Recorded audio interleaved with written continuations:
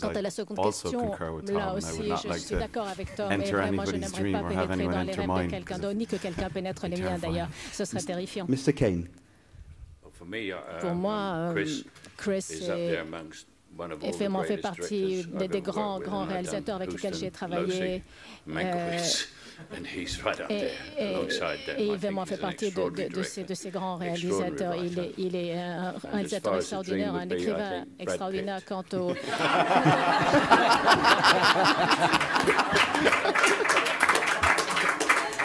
Okay. Mr. Watanabe, please. Yeah, he has tremendous ideas Il a and vraiment des idées extraordinaires, une imagination extraordinaire when aussi. I enter the set, I Quand always j'arrive sur le plateau, I want to cut out his head and I want to see je veux vraiment couper sa tête, je veux vraiment pénétrer dans sa tête et voir ce qui se passe là-dedans, malheureusement. Malheureusement, c'est là que mon imagination s'arrête. Mais oui, vraiment. And then, yeah, he always surprised. It's real before the audiences, and then I was really enjoying it. I'm really proud to work with him. Thank you. Mademoiselle Cotillard. Je vais m'appuyer cette fois-ci sur la réponse de Ken. I'm going to say exactly what Ken has been saying. I rely on his reply. Quelqu'un qui a une imagination vraiment hors du commun. An extraordinary imagination et qui a une grande intelligence. Great intelligence.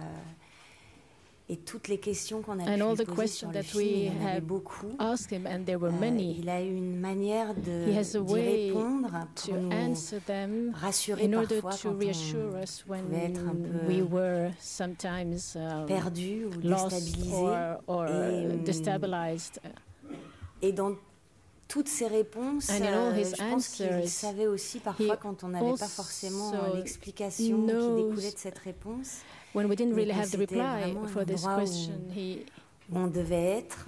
He knew where we had to be. Et la façon dont il nous a accueillis dans son univers aussi, the way he welcomed us in his own world, and the way he fait à tous notre place, and gave us our own place to each one of us. Avoir toutes ces discussions et and all these discussions and amener des choses we've had with him, and everyone had to bring in his own things into his world, into his very structured world, and a very personal world. Voilà.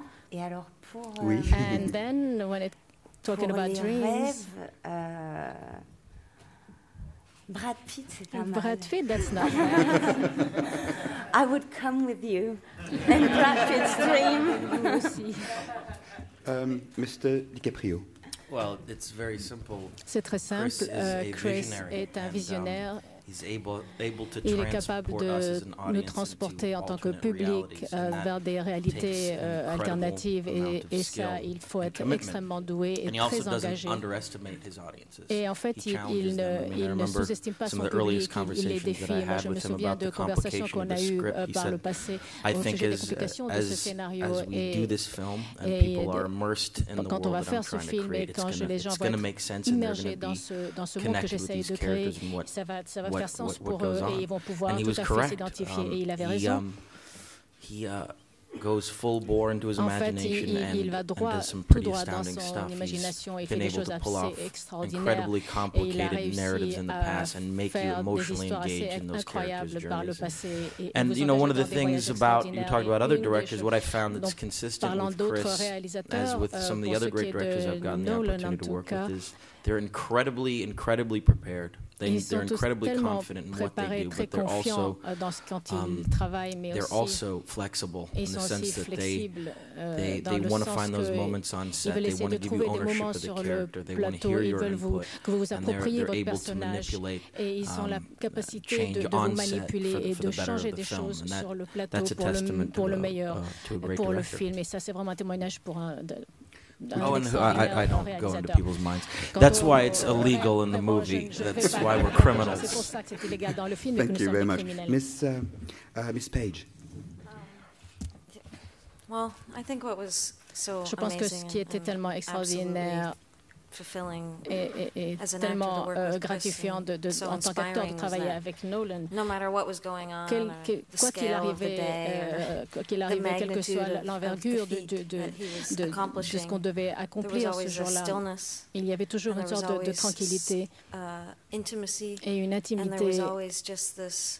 Et il y avait toujours cette capacité de trouver la sincérité dans chaque moment.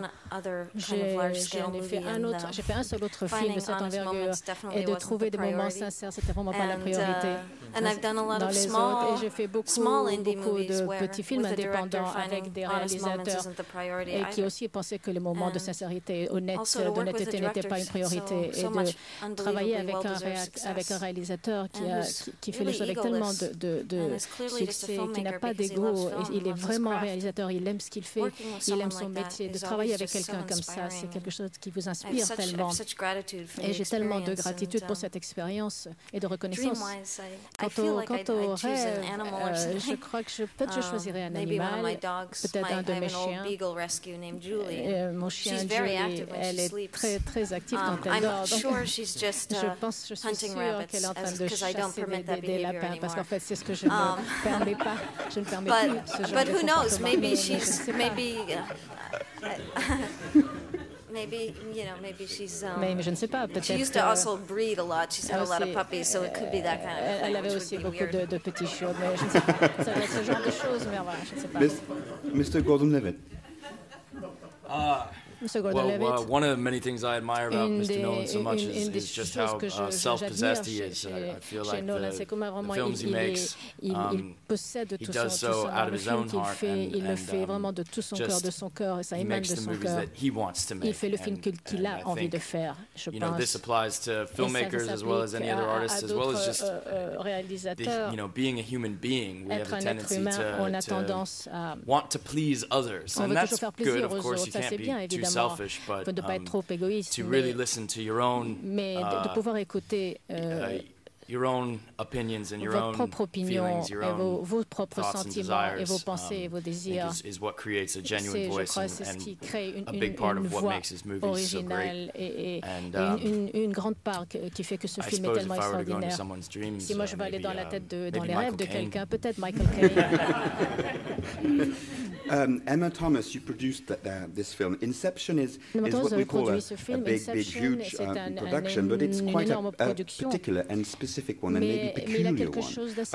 And even on the special effects side, they're extraordinary, but not so numerous in a way. Can you tell us about the process of making this film? De la manière dont vous avez fait ce film, dont il a été fait. Making the film was a pretty enormous undertaking. Vraiment, ça a été une entreprise énorme, étant donné l'envergure de l'histoire, et on a beaucoup voyagé, on a tourné ici à Paris, c'était fantastique, on était partout. Mais l'idée de Chris depuis le début était de... Pour que le monde des rêves oniriques soit crédible. En fait, surtout quand on rêve, on ne sait pas qu'on rêve, on pense à la réalité, donc il faut que quelque chose nous réveille. Donc pour Chris, plutôt que de faire de ce monde un monde vraiment fantastique et irréel, il a voulu en faire un monde tout à fait réel et que le public soit vraiment partage avec le rêveur et que le public pense que des choses arrivaient en réalité, ce qui signifiait qu'il fallait faire les choses de manière très réelle et non pas avec des effets spéciaux. Même s'il y a beaucoup d'effets visuels dans le film, pour la plupart du temps, on a commencé avec des éléments physiques, des éléments réels. Ce qui était vraiment un grand défi. C'était un grand défi et évidemment l'équipe d'effets spéciaux était brillante. Mais je crois que ça a aidé tout le monde dans ce procédé, que ce soit les acteurs et les autres techniciens. Quand on démarre à part de quelque chose de concret, plutôt que d'avoir un écran et d'inventer des choses à partir de rien. Et concernant la qualité des rêves, quand vous dites qu'on ne sait jamais s'ils sont réels ou pas, et là, ça nous renvoie à Nolan was saying, because it's only in a film that you can actually cut into a scene, leaving the audience to dream about what happened there before. et faire en sorte que le public puisse se dire tiens, voilà ce qui s'est passé avant, on ne peut pas faire ça dans une pièce de théâtre. C'est vraiment ce qui était amusant dans cette histoire. En fait, c'est qu'elle s'adapte tellement bien à ce